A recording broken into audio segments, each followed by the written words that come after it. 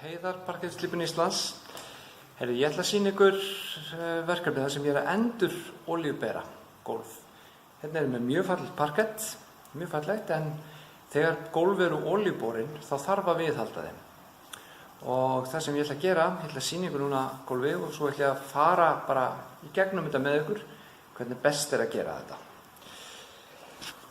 Þetta er gólfið, rosalega fallegt parkett, rosalega fallegt.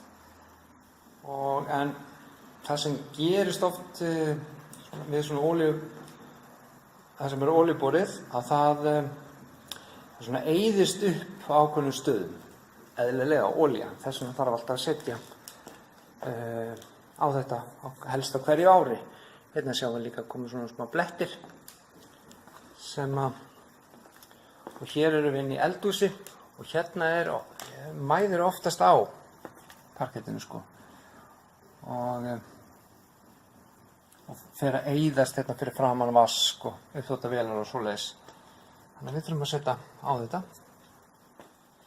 Ég ætla bara að sýna ykkur step by step hvernig við gerum þetta. Fyrsta sem ég ætla að gera núna er að bara ryksuga allt. Byrjum á því að ryksuga allt. Og þeir fer að gera eitthvað meira. Kíkjum á þetta eftir. Nú þarf að skúra gólfið og ég er búinn að blanda hérna í fötuna þetta efni. Þetta er ákveðin klíner bara fyrir gólf sem eru olíuborin. Festi á agliárna. Og ég nota vísu maskinu við að gera þetta.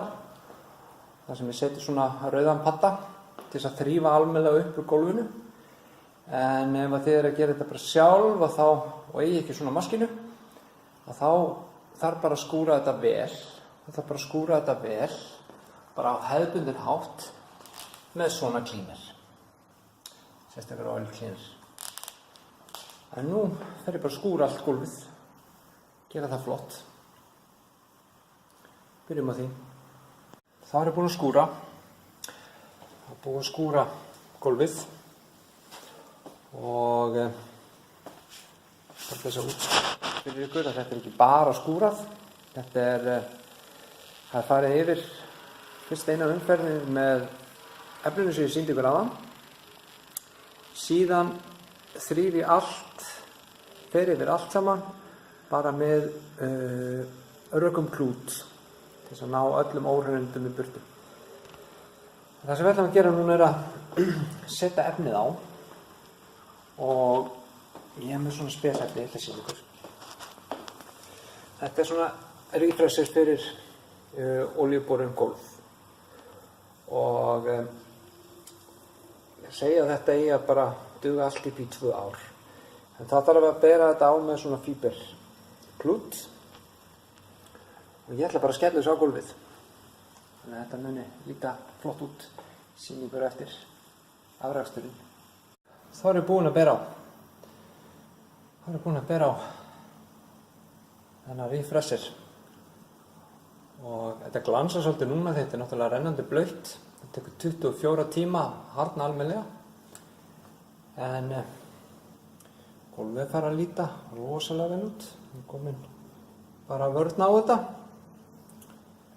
Og svona olíuborið.